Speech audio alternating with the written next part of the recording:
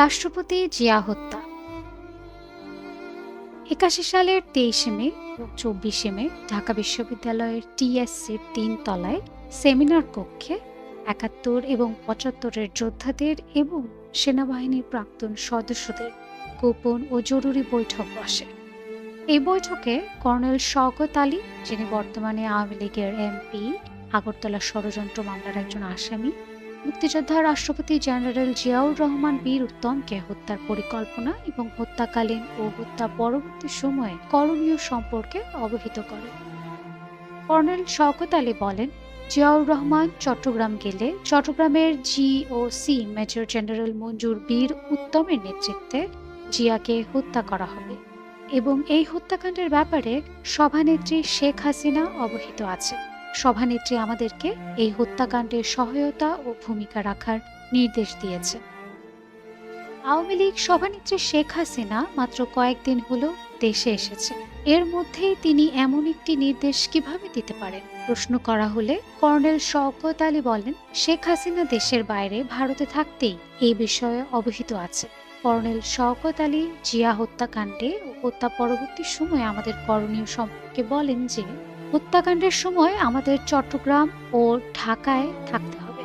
আমাদের যারা চট্টগ্রামে থাকবে তাদের দায়িত্ব হবে জেনারেল মঞ্জুরের কাছ থেকে অস্ত্র নিয়ে ঢাকায় চলে আসা এবং ঢাকায় যারা থাকবে তাদের দায়িত্ব হবে চট্টগ্রাম থেকে আসা অস্ত্র নিয়ে ঢাকায় রেডিও ও টেলিভিশন সহ অন্যান্য গুরুত্বপূর্ণ স্থানে নিয়ন্ত্রণ প্রতিষ্ঠা করা। আমাদের মধ্যে একজন কবে নাগাদ এই হত্যাকাণ্ড হতে পারে প্রশ্ন করায় কর্নেল শওকত বলেন, এখন থেকে যে কোনো সময় হতে পারে। যখনই জিয়াউর রহমান চট্টগ্রামে যাবেন তখনই তাকে হত্যা করা হবে।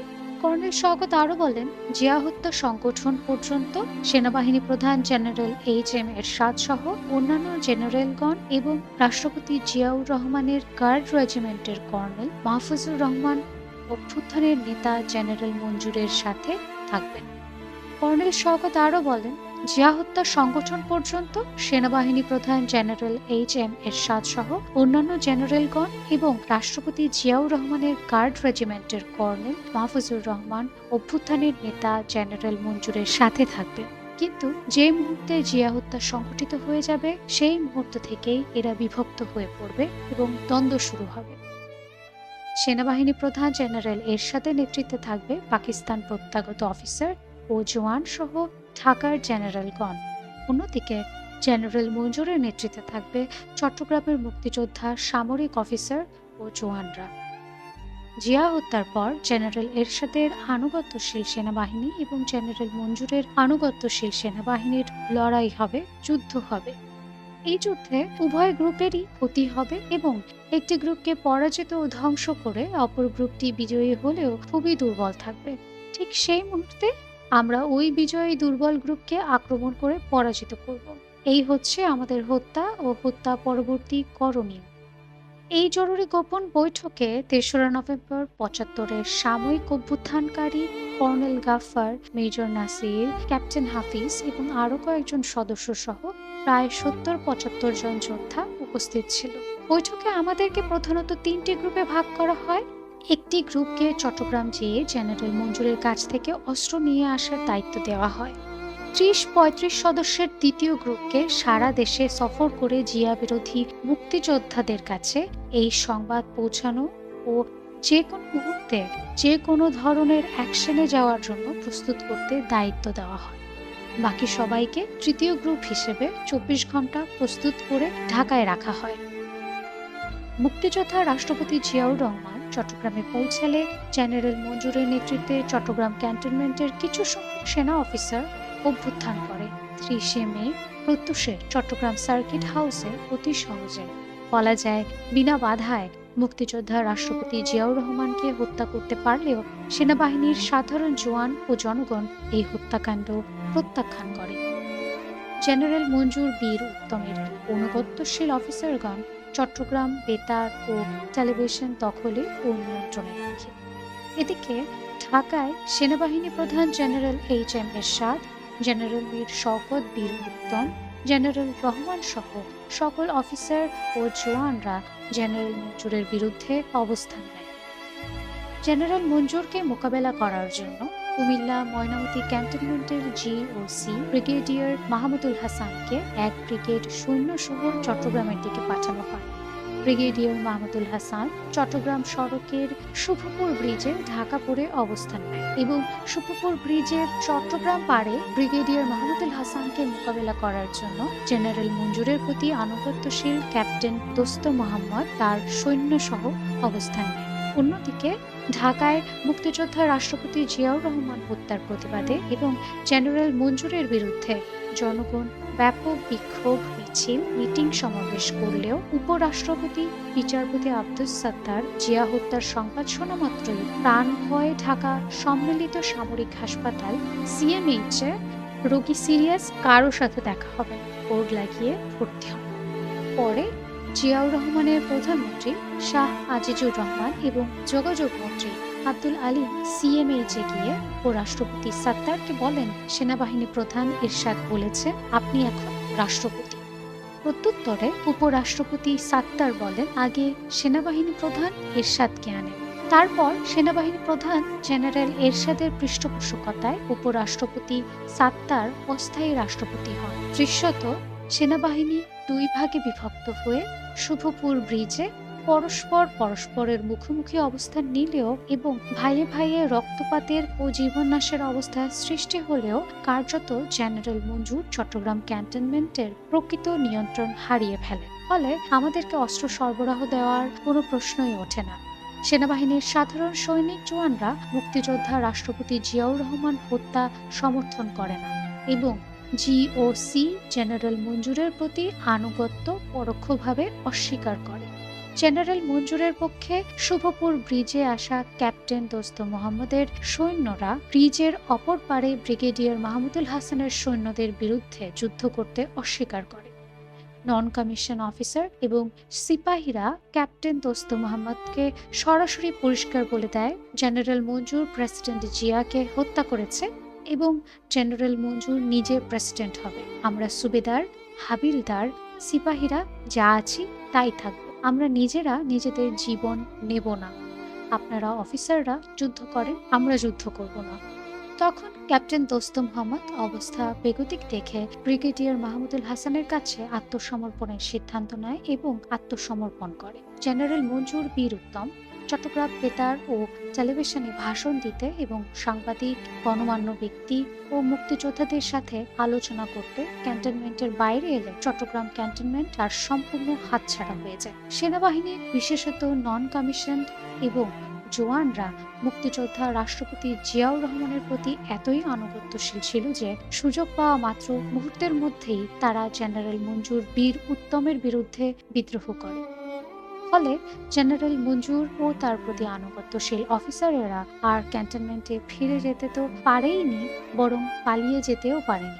পালিয়ে যাওয়ার সময় দৃশ্যত অস্থায়ী রাষ্ট্রপতি আব্দুস সাত্তার সরকারের প্রতি আনুগত্যশীল কিন্তু প্রকৃত অর্থে মুক্তিযোদ্ধা জিয়াউর রহমানের প্রতি আনুগত্যশীল সৈন্যদের আক্রমণে মঞ্জুর সমর্থিত কয়েকজন অফিসার হতাহত হলেও মেজর খালেদ ও মেজর মুজাফফর পালিয়ে ভারত সীমান্তের দিকে না গিয়ে ঢাকা আসতে সমর্থ হয় এবং কর্নেল শওকত আলীর শেল্টারে থাকে। অন্যদিকে জেনারেল মঞ্জুর বীর উত্তম সহ তার আরও কয়েকজন অনুগামী অফিসার জিয়া সৈনিকদের হাতে গ্রেপ্তার হলে জিয়াউর রহমান হত্যায় নিরাপদ দূরত্ব থেকে জড়িত তৎকালীন সেনাবাহিনী প্রধান জেনারেল এইচ.এম. এরশাদ গ্রেপ্তারকৃত জেনারেল মঞ্জুরকে সঙ্গে সঙ্গে হত্যা করেন। জেনারেল এরশাদ জিয়া হত্যায় তার সংশ্লিষ্টতা যাতে প্রকাশ না হয়ে পড়ে সেই জন্য জেনারেল মঞ্জুর বীর উত্তমকে গ্রেপ্তার হওয়ার সঙ্গে সঙ্গে হত্যা করে।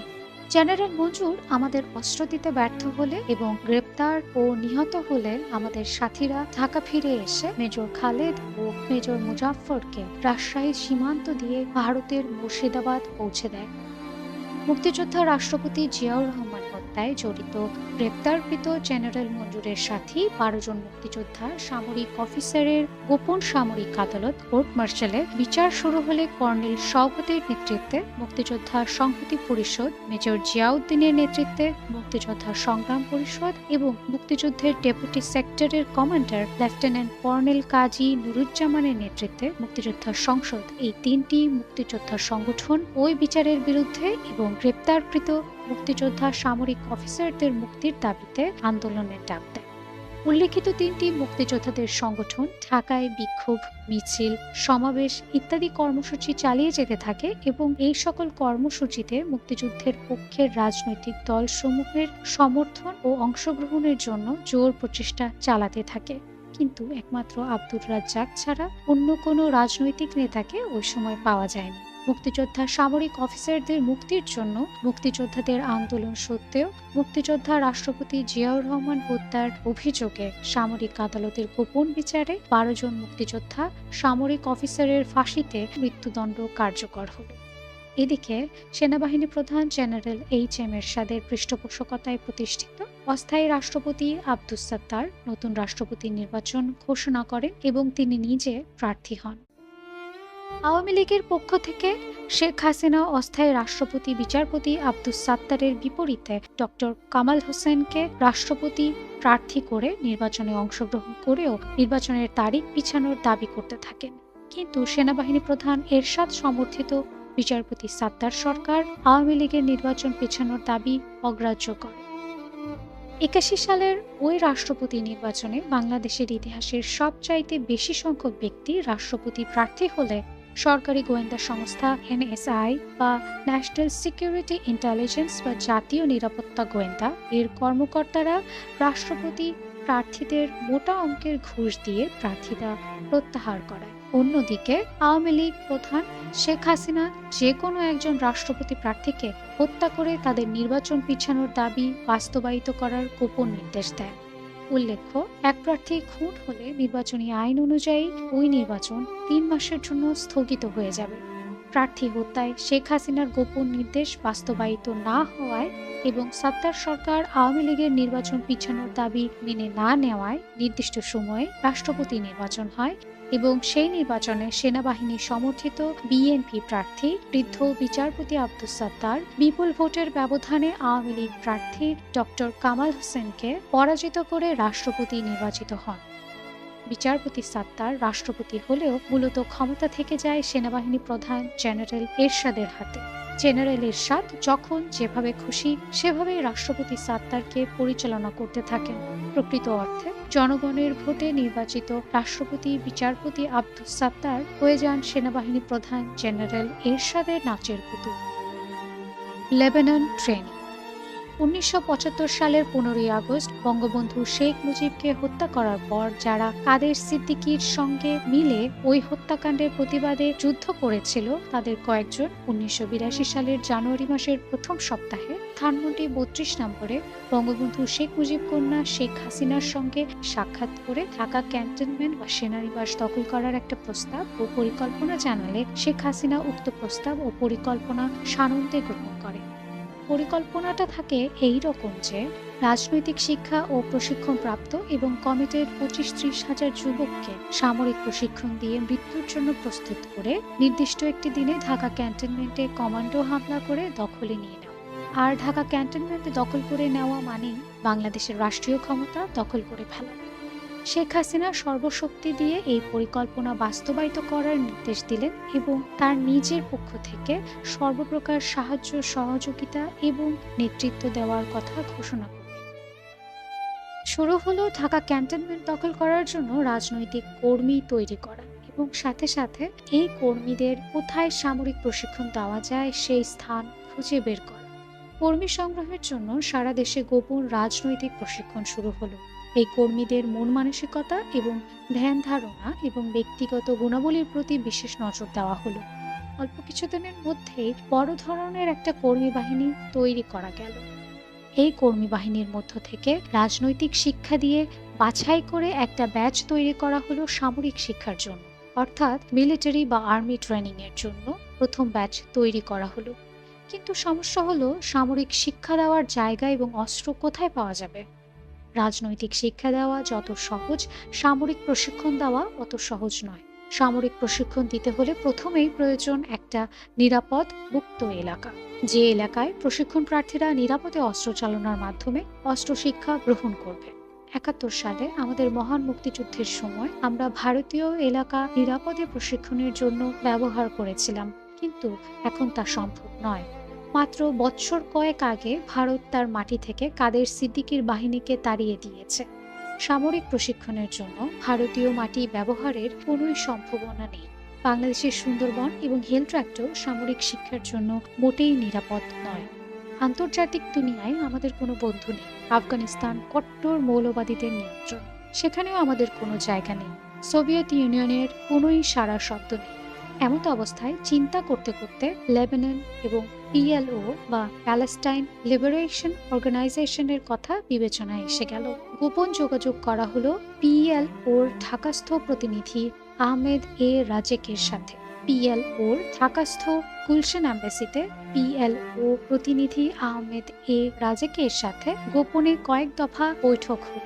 আহমেদ এ রাজেককে খোলাখুলি বলা হলো, আমরা সামরিক প্রশিক্ষণ চাই, বিনিময়ে তোমরা যা চাও আমরা দেব।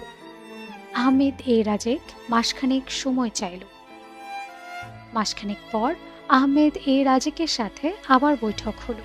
বৈঠকের সিদ্ধান্ত হলো পিএলও আমাদেরকে লেবাননের মাটিতে সামরিক প্রশিক্ষণ দিয়ে দেবে, বিনিময়ে আমাদেরকে পিএলওর পক্ষে ইসরায়েলিদের বিরুদ্ধে যুদ্ধ করতে হবে। আমরা রাজি হলাম। আমাদের প্রথম ব্যাচ লেবাননে গেলে তাদের প্রশিক্ষণ দিয়ে ইসরায়েলের বিপক্ষে পিএলওর পক্ষে যুদ্ধ করার জন্য সরাসরি রণাঙ্গনে পাঠিয়ে দেওয়া হবে। প্রথম ব্যাচ যুদ্ধ করতে থাকবে, দ্বিতীয় ব্যাচ লেবাননে যাবে। দ্বিতীয় ব্যাচের প্রশিক্ষণ শেষে রণাঙ্গনে গিয়ে যুদ্ধ করতে শুরু করলে প্রথম ব্যাচ বাংলাদেশে ফেরত দেবে। অর্থাৎ আমাদের একটা ব্যাচকে সবসময় পিএলওর হয়ে যুদ্ধ করতে হবে। আমাদের বিমানে করে লেবাননে নিয়ে যাওয়া এবং ঢাকায় নিয়ে আসার ব্যয় পিএলও বহন করবে। আমাদের যারা যুদ্ধ করবে তাদের পিএলও বেতন দেবে। সময়ে সময়ে সকল বিষয়ে বঙ্গবন্ধু শেখ মুজিব কন্যা জননেত্রী শেখ হাসিনাকে জানানো হলো এবং তার পরামর্শ নেওয়া হলো। পিএলওর সাথে বৈঠকের সিদ্ধান্ত অনুযায়ী প্রথম ব্যাচকে ৮২ সালের মে মাসের শেষ সপ্তাহে লেবানন পাঠিয়ে দেওয়া হলো। প্রথম ব্যাচ সামরিক প্রশিক্ষণ শেষে ইসরায়েল সীমান্তে গিয়ে পিএলওর পক্ষে যুদ্ধ করতে লাগলো। এদিকে দ্বিতীয় ব্যাচ লেবানন যাওয়ার জন্য প্রস্তুত হলো। এমন সময় ইসরায়েল আক্রমণ করে লেবাননই দখল করে নিল। আমাদের সকল যোদ্ধা ইসরায়েলিদের হাতে বন্দী হলো। আমাদের সব পরিকল্পনা এবং কর্মসূচি ভেস্তে গেল। আমাদের যোদ্ধাদের মা বাবা আত্মীয় স্বজন সবাই কান্নাকাটি শুরু করল। শেখ মুজিব কন্যা শেখ হাসিনা বেমালুম সব ভুলে গেলেন, নিঃশব্দ নীরব থাকলেন। আমাদের ছেলেদের ব্যাপারে কোনোদিন আর কোনো কথা বললেন না। অতঃপর অতি কষ্টে পাকিস্তান রেড ক্রসের মাধ্যমে ইসরায়েলের হাতে বন্দী আমাদের যোদ্ধাদের দেশে ফিরিয়ে আনা হলো। এরশাদকে ক্ষমতা গ্রহণের আমন্ত্রণ। এদিকে আওয়ামী লীগ সভানেত্রী বঙ্গবন্ধু কন্যা শেখ হাসিনা সেনাবাহিনী প্রধান জেনারেল এইচ.এম. এরশাদকে রাষ্ট্রীয় ক্ষমতা দখলের পূর্ণাঙ্গ আমন্ত্রণ জানাতে থাকেন। জননেত্রী শেখ হাসিনা জনগণের পক্ষ থেকে জেনারেল এরশাদকে ক্ষমতা দখলের ব্যাপারে সর্বপ্রকার সাহায্য সহযোগিতার আশ্বাস দিতে থাকেন। নির্বাচিত রাষ্ট্রপতি ও সরকার উৎখাত করে সামরিক বাহিনীর রাষ্ট্রীয় ক্ষমতা দখল করার ব্যাপারে জেনারেল এরশাদ এবং বঙ্গবন্ধু কন্যা শেখ হাসিনার ৪-৫ দফা গোপন বৈঠক অনুষ্ঠিত হয়। অতঃপর জেনারেল এরশাদ সামরিক অভ্যুত্থানের ইতিহাসে নজিরবিহীন দৃষ্টান্ত স্থাপন করে ক্ষমতা দখলের অনেক আগেই ঢাকা সেনানিবাসে সংবাদপত্রের সম্পাদক বৈঠক ডেকে সামরিক অভ্যুত্থানের ঘোষণা দেন। ৮২ সালের মার্চের ২৪ তারিখ জেনারেল এরশাদ বিনা বাধায় বিনা বাক্যে জনগণ কর্তৃক নির্বাচিত রাষ্ট্রপতি বিচারপতি আব্দুস সাত্তারকে রাষ্ট্রপতি ভবন বঙ্গভবন থেকে গলা ধাক্কা দিয়ে বের করে দেন এবং পরের দিন আবার কলার ধরে নিয়ে এসে রেডিও ও টেলিভিশনে নিজের অযোগ্যতা ও তার সরকারের দুর্নীতি স্বজনপ্রীতি ইত্যাদি কারণে স্বেচ্ছায় সেনাবাহিনী প্রধান এরশাদের নিকট ক্ষমতা হস্তান্তর করে তিনি বিদায় নিলেন এই মর্মে ভাষণ দিতে বাধ্য করে। ও স্মৃতিপর অথর্ব রাষ্ট্রপতি বিচারপতি আব্দুস সাত্তার প্রাণ ভয়ে কাপুরুষের মতো নীরবে নিঃশব্দে প্রাণ নিয়ে বিদায় নিলেন। সেনাবাহিনী প্রধান লেফটেন্যান্ট জেনারেল হুসেন মোহাম্মদ এরশাদ দেশের সামরিক আইন জারি করলেন এবং তিনি স্বয়ং হলেন প্রধান সামরিক আইন প্রশাসক ও বিচারপতি AFM আহসানুল্লাহ চৌধুরীকে করলেন ক্ষমতাবিহীন নামমাত্র রাষ্ট্রপতি। শেখ হাসিনার গোপন আমন্ত্রণে ও সহযোগিতায় জেনারেল এরশাদ সর্বময় ক্ষমতার মালিক হয়ে জগদ্দল পাথরের ন্যায় জনগণের বুকে চেপে বসল। ৮২ মধ্য ফেব্রুয়ারি ছাত্র হত্যা। পছন্দ ঘুরতে প্রধান সামরিক আইন প্রশাসক জেনারেল এরশাদ আর বঙ্গবন্ধু কন্যা জননেত্রী শেখ হাসিনার গোপন আঁতাতের মাঝে গোপন বিরোধ সৃষ্টি হলো। ১৯৮৩ সালের জানুয়ারির শেষ সপ্তাহে শেখ হাসিনার স্বামী ডক্টর ওয়াজেদ আলী মিয়ার মহাখালীস্থ আণবিক শক্তি কমিশনের সরকারি বাসভবনে শেখ হাসিনা বলেন, লেফটেন্যান্ট জেনারেল এরশাদ হাতের মুঠোয় আর থাকতে চাচ্ছে না। আমার হাতের মুঠো থেকে খাটাসটা ক্রমশ বেরিয়ে যাচ্ছে। ওকে হাতের মুঠোয় পোক্ত করে আটকে রাখা দরকার। প্রধান সামরিক আইন প্রশাসক এরশাদকে হাতের মুঠোয় রাখার জন্য শেখ হাসিনা নামকা ওয়াস্তে ভুয়া এক ছাত্র আন্দোলনের পরিকল্পনা হাজির করে বলেন, এই ছাত্র আন্দোলনে অবশ্যই ছাত্র নিহত হতে হবে। যে করেই হোক ছাত্র আন্দোলনের নামে ছাত্র হত্যা হতেই হবে। ছাত্র হত্যা হলে ছাত্র আন্দোলন চাঙ্গা হবে, আর ছাত্র আন্দোলন চাঙ্গা থাকলেই কেবল সিএমএলএ জেনারেল এরশাদকে হাতের মুঠোয় শক্তভাবে রাখা যাবে। শেখ হাসিনা ছাত্র আন্দোলনের নামে ছাত্র হত্যার কঠিন নির্দেশ ও পরিকল্পনা দিলেন। কোনো আততায়ী বা অজ্ঞাত ঘাতকের হাতে ছাত্র হত্যা হলে কাজ হবে না। ছাত্র হত্যা হতে হবে সামরিক শাসক এরশাদের মিলিটারি বা পুলিশের হাতে। বঙ্গবন্ধু কন্যা শেখ হাসিনা বললেন, টাকা যাই লাগুক এটা করতেই হবে। কিভাবে এই পরিকল্পনা বাস্তবায়িত করা যায়, সবাই এ নিয়ে খুবই ব্যস্ত ও চিন্তিত। যোগাযোগ হলো প্যারামিলিটারি ট্রুপস আর্মড পুলিশের company commander senior SP Hafizur Rahman লস্করের সঙ্গে। এই হাফিজুর রহমান লস্কর পুলিশের অফিসার হয়েও দীর্ঘদিন যাবৎ এনএসআই বা ন্যাশনাল সিকিউরিটি ইন্টেলিজেন্স বা রাষ্ট্রীয় নিরাপত্তা গোয়েন্দায়ের ডেপুটি ডাইরেক্টরের পদে ঘাপটি মেরে বসেছিলেন। এরশাদ ক্ষমতায় এসেই হাফিজুর রহমান লস্করকে এই বলে এনএসআই থেকে ছেটিয়ে বিদায় করেছেন যে, তুমি পুলিশের লোক হয়ে এখানে কি করো, যাও পুলিশের পোশাক পরে রাস্তায় চোর ধরো।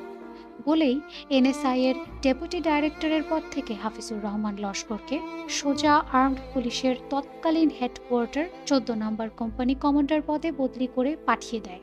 এই কারণে আর্মড পুলিশের কোম্পানি কমান্ডার পুলিশের senior SP Hafizur Rahman Laskar general Ershad ও তার সামরিক শাসনের বিরুদ্ধে খুবই চটা ও বৈরী ছিলেন।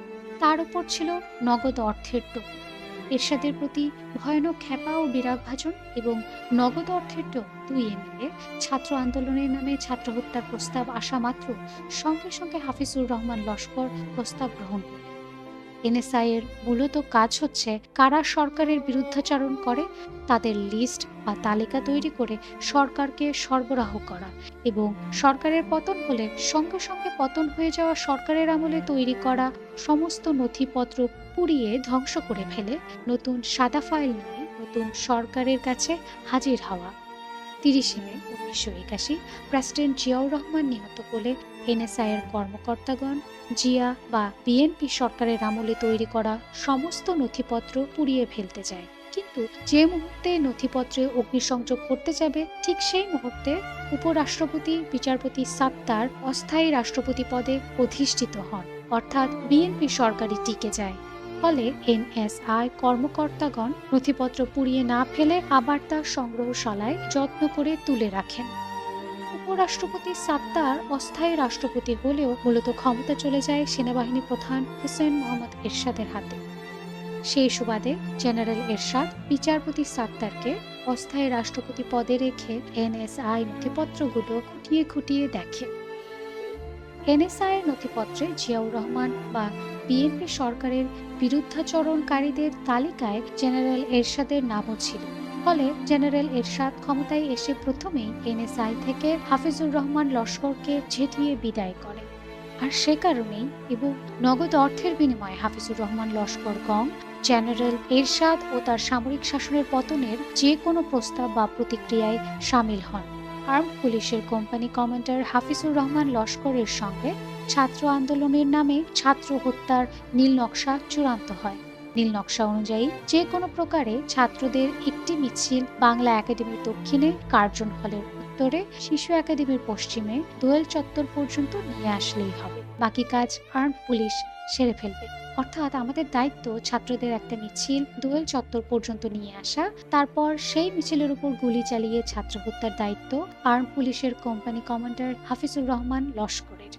এই নীল নকশা অনুযায়ী মিছিল নিয়ে আসার প্রাথমিক দায়িত্ব পড়ে জগন্নাথ হল ছাত্র সংসদের GS কাদেরিয়া বাহিনীর সদস্য নিরঞ্জন সরকার বাচ্চু, সাধন সরকার, যাদব, বিদ্যুৎ, শ্যামল প্রমুখ এর উপর।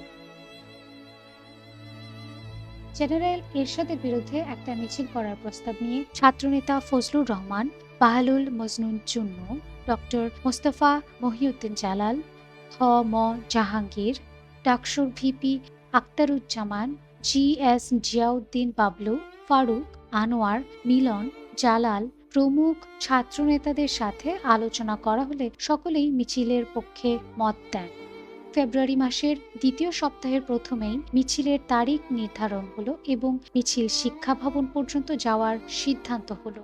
সিদ্ধান্ত মোতাবেক কলা ভবন থেকে ছাত্র মিছিল শুরু হলো। এদিকে শিশু একাডেমির কাছে আর্ম পুলিশ নিয়ে মিছিলে গুলি করে ছাত্র হত্যার জন্য পূর্ণ প্রস্তুতি নিয়ে হাফিজুর রহমান লস্কর চাতক পাখির ন্যায় অপেক্ষা করতে থাকল। কিন্তু কিছুতেই মিছিলকে কলা ভবনের আশপাশের বাইরে নেওয়া গেল না।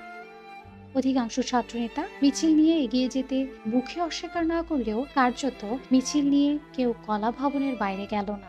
ফলে নীল নকশা ভেস্তে যাওয়ায় আমরা উত্তেজিত হয়ে ছাত্রনেতাদের লাঞ্ছিত করলাম এবং কোনো কোনো ছাত্রনেতাকে শারীরিকভাবে আঘাতও করলাম। আবার ছাত্র মিছিলের নতুন তারিখ নির্ধারিত হলো। আগামী 14 ফেব্রুয়ারি 1983 পহেলা ফাল্গুন ছাত্র মিছিল হবে এবং মিছিল শিক্ষা ভবন অভিমুখে যাওয়ার সিদ্ধান্ত হল। 12 ফেব্রুয়ারি 83 সকাল 8টায় 14 নম্বর মিরপুর আর্মড পুলিশের হেডকোয়ার্টারে NSI এর সাবেক কর্মকর্তা, পুলিশের সিনিয়র SP, আর্মড পুলিশের কোম্পানি কমান্ডার হাফিজুর রহমান লস্করকে আগামী 14 ফেব্রুয়ারি ছাত্র মিছিলের চূড়ান্ত কর্মসূচি অবহিত করা হল এবং 13 ফেব্রুয়ারি রাত 8টায় হাফিজুর রহমান লস্করের মিরপুর 2 নম্বরের বাসায় আগামীকাল 14 ফেব্রুয়ারি সকাল 10টায় যে কোনো কিছুর বিনিময়ে ছাত্র মিছিল শিশু একাডেমি পর্যন্ত নিয়ে যাওয়ার কর্মসূচি নিশ্চিত করা হলো এবং নগদ অর্থ প্রদান করা হলে তিনিও ছাত্র হত্যার জন্য প্রস্তুত বলে চূড়ান্তভাবে জানান। রাত 11টায় ঢাকা বিশ্ববিদ্যালয়ের জগন্নাথ হলের অ্যাসেম্বলি বিল্ডিংয়ে জগন্নাথ হল ছাত্র সংসদের সাধারণ সম্পাদক 75-এর কাদেরিয়া বাহিনীর সদস্য ছাত্রনেতা নিরঞ্জন সরকার বাচ্চুর রুমে সর্বশেষ গোপন বৈঠক হয়। বৈঠকে উপস্থিত ছাত্রনেতা নিরঞ্জন সরকার বাচ্চু, মোবারক হোসেন সেলিম, ডাকসুর মহিলা সম্পাদিকা নাহিদ আমিন খান, সাধন সরকার, যাদব, বিদ্যুৎ প্রমুখকে আগামীকাল পহেলা ফাল্গুন মোতাবেক 14 ফেব্রুয়ারি 1983 সকালের ছাত্র মিছিল ও ছাত্র হত্যা সম্পর্কে বিস্তারিত জানানো ও আলোচনা শেষে এই সিদ্ধান্ত হয় যে ছাত্রনেতা ফজলুল রহমান, বাহালুল মজনুন চুন্নু সহ প্রগতিশীল ছাত্রনেতা ও নেতৃস্থানীয় কর্মীরা কোনো অবস্থাতেই আণবিক শক্তি কমিশনের পরে যাতে মিছিলে না থাকে সেই ব্যাপারে ব্যবস্থা নিতে হবে। আজ পয়লা ফাল্গুন 14 ফেব্রুয়ারি 1983। ফুল ফুটুক আর নাই ফুটুক, আজ বসন্ত। ঋতুর রাজা বসন্তের এই সমীরণে আজ সবাই উদ্বেলিত। বাঙালি রমণীরা লাল পেরে হলুদ শাড়ি পরে ভোর হতে না হতেই ঘর থেকে বেরিয়ে এসেছে বসন্তকে অবগাহন করতে। ঢাকা বিশ্ববিদ্যালয়ের রোকেয়া ও শামসুন্নাহার হলের ছাত্রীরা খুব ভোর থেকেই লাল পেরে বাসন্তী রঙের শাড়ি পরে বসন্ত উৎসবে মেতে উঠেছে। বসন্ত উৎসব মুখর বিশ্ববিদ্যালয়। লাল পাড় হলুদ বর্ণের শাড়ি পরে কোনো কোনো ছাত্রী বিশ্ববিদ্যালয়ের ক্যাম্পাস ছেড়ে মনের মানুষের সাথে বসন্ত উৎসব করতে দূর দূরান্তে চলে যাচ্ছে। ঢাকা বিশ্ববিদ্যালয় এলাকায় লাল পেরে হলুদ শাড়ির সমারোহ। আজই এ বসন্ত, সবাই বসন্তের দোলায় দুলছে। কেউ জানে না একটু পরে কি ঘটতে যাচ্ছে, কে নিহত হতে যাচ্ছে, কোন স্নেহময়ী মাতার বুক খালি হচ্ছে, কোন পিতা সন্তান হারা হচ্ছে। বেলা 10টার দিকে কলা ভবনের সামনে অপরাজেয় বাংলার পাদদেশে মিছিলের উদ্দেশ্যে ছাত্ররা জমায়েত হতে শুরু করে। একটি মোটরসাইকেল ধানমন্ডি 32 নম্বরের শেখ হাসিনা বিশ্ববিদ্যালয় এবং আর্ম পুলিশের হাফিজুর রহমান লস্করের সাথে সার্বক্ষণিক যোগাযোগ রক্ষা করে যাচ্ছে। মোটরসাইকেলটি দ্রুত গতিতে 32 নম্বরে শেখ হাসিনা ও শিশু একাডেমির পূর্ব পাশে অবস্থানরত আর্ম পুলিশের কোম্পানি কমান্ডার হাফিজুর রহমান লস্করের কাছে বিশ্ববিদ্যালয়ের সর্বশেষ পরিস্থিতি জানিয়ে যাচ্ছে। বেলা 11টা নাগাদ ছাত্র মিছিল শুরু হলো। যেসব ছাত্রনেতা ও কর্মীদের আণবিক শক্তি কমিশনের পরে মিছিলে আর না থাকতে জানিয়ে দেওয়ার কথা, তাদেরকে তা জানিয়ে দেওয়া হলো। সিদ্ধান্ত ও পরিকল্পনা মতো মিছিল সহ এগিয়ে গেল কিছু ছাত্রনেতা ও কর্মীরা মিছিলের পিছন থেকে সরে পড়ল। মিছিল এগিয়ে গেল বাংলা একাডেমি ছেড়ে আরো সামনে দক্ষিণের দোয়েল চত্বরের দিকে, একেবারে দোয়েল চত্বরের কাছে, এবং মিছিল যেই দোয়েল চত্বর ফেলে পূর্ব দিকে ঘুরে দাঁড়ালো, সঙ্গে সঙ্গে আগে থেকে ওত পেতে থাকা হাফিজুর রহমান লস্করের আর্ম পুলিশের গুলি গুড়ুম গুড়ুম, টাস টাস, মুহূর্তের মধ্যে লুটিয়ে পড়ল কয়েকজন ছাত্র। মোটরসাইকেলটি দ্রুত ধানমন্ডি 32 নম্বরে গিয়ে শেখ হাসিনাকে গুলির সংবাদ দিয়ে আবার ছুটে চলল ঢাকা মেডিকেল কলেজ হাসপাতালে। ইতোমধ্যে ছাত্ররা হাসপাতালের ইমার্জেন্সিতে গুলিবিদ্ধ ছাত্রদের নিয়ে এসেছে। গুলিবিদ্ধ ছাত্রদের মধ্যে জয়নাল ও জাফর শেষ নিঃশ্বাস ত্যাগ করে পৃথিবী ছেড়ে পরকালে চলে গেছে। জয়নাল ও জাফরের মায়ের কোল খালি হয়েছে, শূন্য হয়েছে পিতার বুক। নীল নকশা বাস্তবায়িত হওয়ার চূড়ান্ত সংবাদটি নিয়ে মোটরসাইকেলটি চলে গেল ধানমন্ডি 32 নম্বরে। দুজন ছাত্র হত্যার সফলতার সংবাদটি শেখ হাসিনাকে দিয়ে মোটরসাইকেলটি ফিরে এলো বিশ্ববিদ্যালয়ে শোকের ছায়া নেমে এসেছে। থেমে গেছে পয়লা ফাল্গুনের বসন্তের উৎসব। ছাত্ররা তাদের নিহত সাথী জাফর ও জয়নালের লাশ কলাভবনের অপরাজেয় বাংলার পাদদেশে ঐতিহাসিক বটতলায় নিয়ে এসেছে। বিকেল 3টায় জানাজা ও শোকসভার কর্মসূচিটা 32 নম্বরে দিলে দুপুর 2টা নাগাদ বঙ্গবন্ধু কন্যা শেখ হাসিনা বিশ্ববিদ্যালয়ের বটতলা আসেন এবং তার দীর্ঘ প্রতীক্ষিত নিহত ছাত্রদের লাশ দেখে রুমাল দিয়ে চক্ষু মোছার ভান করতে করতে কোনো কর্মসূচি না দিয়েই বিশ্ববিদ্যালয় এলাকা ত্যাগ করে। শোকে ম্রিয়মাণ ছাত্রছাত্রীরা বটতলায় সমবেত হতে থাকে এবং পয়লা ফাল্গুনে বসন্তের পোশাক লাল পেরে বাসন্তী রঙের শাড়ি পরে প্রত্যুষে ক্যাম্পাসের বাইরে যাওয়া রোকেয়া ও শামসুন্নাহার হলের ছাত্রীরা বিশ্ববিদ্যালয় ক্যাম্পাসে ফিরে এসে ছাত্র হত্যার ঘটনায় শোকে বিহ্বল হয়ে বটতলার শোক সভায় সমবেত হয়। শেখ হাসিনা বিশ্ববিদ্যালয় এলাকা ত্যাগ করে যেই সামরিক আইন প্রশাসক জেনারেল হোসাইন মোহাম্মদ এরশাদের সাথে যোগাযোগ করেন এবং ছাত্র হত্যার প্রতিবাদে কোনরূপ আন্দোলনের কর্মসূচি না দেওয়ার বিনিময়ে এরশাদের কাছ থেকে কতগুলো গোপন দাবি আদায় করে নেন। ছাত্র হত্যার প্রতিবাদে আন্দোলনের কর্মসূচি দেওয়া হবে না এই মর্মে শেখ হাসিনার কাছ থেকে নিশ্চয়তা ও আশ্বাস পাওয়ার পর জেনারেল এরশাদ সমগ্র বিশ্ববিদ্যালয় এলাকায় চতুর্দিকে থেকে নজিরবিহীন পুলিশি ও মিলিটারি হামলা চালায়। পুলিশের সাঁড়াশি হামলার মুখে ছাত্র হত্যার প্রতিবাদে বটতলায় অনুষ্ঠিত জানাজা ও শোকসভায় সমবেত ছাত্রছাত্রীরা দিক জ্ঞান শূন্য হয়ে দৌড়াতে থাকে, কিন্তু যেদিকেই দৌড়ায় সেদিকেই পুলিশ ও আর্মির বেধড়ক মার। নিমিষের মধ্যেই বটতলায় হাজার হাজার স্যান্ডেল জুতা পরে থাকা ছাড়া কোনো মানুষের চিহ্ন থাকে না। জাফর ও জয়নালের লাশ দুটি অতি কষ্টে ছাত্ররা ধরাধরি করে সূর্য সেন হলে নিয়ে যায় এবং সূর্য সেন হলের গেটের ভেতর থেকে তালা লাগিয়ে বন্ধ করে দেয়। হলের রুমের ভেতরে ছাত্র, শিক্ষক, কর্মচারী আর হলের আঙিনায় সহ সারা বিশ্ববিদ্যালয়ে শুধু পুলিশ আর সেনাবাহিনী। মুহূর্তের মধ্যে পুলিশ আর আর্মি হলের কেচি গেট ভেঙে রুমের মধ্যে প্রবেশ করবে। অবস্থা বেগতিক দেখে মোটরসাইকেল আরোহী সূর্য সেন হলের দোতলা থেকে এক লাফ দিয়ে পড়ল হলের আঙিনায়। আর অমনি শকুনের দল যেমনই মরা গরু ঘিরে ধরে খায়, তেমনি পুলিশের দল মোটরসাইকেল আরোহীকে ঘিরে পেটাতে লাগলো। এরই মধ্যে মোটরসাইকেল আরোহী প্রাণপণে ছুটে চলল সূর্য সেন হলের বাউন্ডারি প্রাচীরের দিকে। মোটরসাইকেল আরোহী দৌড়াচ্ছে আগে আগে, পিছনে পিছনে শকুনের ঝাঁকের ন্যায় দৌড়াচ্ছে আর পিটাচ্ছে পুলিশ ও আর্মি। পরি কি মরি করে এক লাফে সূর্য সেন হলের প্রাচীর টপকে কাটাবন আর পলাশির রাস্তায় গিয়ে পড়ল মোটরসাইকেল আরোহী। সেখান থেকে ধানমন্ডি 32 নম্বরে গিয়ে শেখ হাসিনাকে না পেয়ে আণবিক শক্তি কমিশনের পরিচালক শেখ হাসিনার স্বামী ডক্টর ওয়াজেদ মিয়ার মহাখালী সরকারি বাসভবনে গিয়ে শেখ হাসিনার পাজেরো জিপ পাওয়া গেলেও শেখ হাসিনাকে পাওয়া গেল না।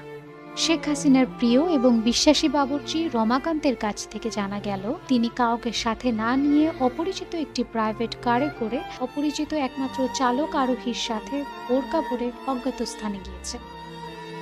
এদিকে বিশ্ববিদ্যালয়ের সবগুলো হলের গেট ও দরজা ভেঙে পুলিশ এবং মিলিটারি বিশ্ববিদ্যালয়ের শিক্ষক, কর্মচারী এবং ছাত্রদের বেধড়ক মারপিট ও গ্রেপ্তার করে সারা রাত খোলা আকাশের নিচে বসিয়ে রাখে এবং নিহত ছাত্র জাফর ও জয়নালের লাশ নিয়ে যায়। বলা বাহুল্য, ওই সময় ১৯৮৩ সালে বেগম খালেদা জিয়া এবং তার দল বিএনপির সাংগঠনিক কোনো অস্তিত্ব ছিল না। ফলে বেগম খালেদা জিয়া ছাত্র হত্যার পর বিশ্ববিদ্যালয়েও আসেনি।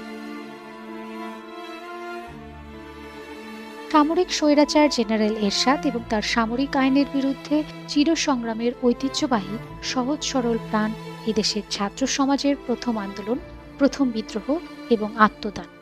রাজনৈতিক নেতৃত্বের ব্যর্থতা এবং শেখ হাসিনার পাতানো আপোষহীনতার কারণ সম্পূর্ণ ব্যর্থতায় পর্যবসিত হয়। বৃথা হয়ে যায় জাফর ও জয়নালের আত্মদান। সামরিক স্বৈরাচার জেনারেল হুসাইন মোহাম্মদ এরশাদ নিশ্চিন্তে, নির্বিঘ্নে, নির্ভাবনায় ক্ষমতায় বসে থাকে। রাজনৈতিক নেতৃত্বের অভাবে ছাত্র সমাজ দিশেহারা হয়ে নেতিয়ে যায়। এদেশের আন্দোলন সংগ্রামের মূল চালিকা শক্তি আওয়ামী লীগ এবং তার নেত্রী বঙ্গবন্ধু কন্যা শেখ হাসিনাকে ম্যানেজ করে দোর্দণ্ড প্রতাপে চলতে থাকে এরশাদের সামরিক শাসন।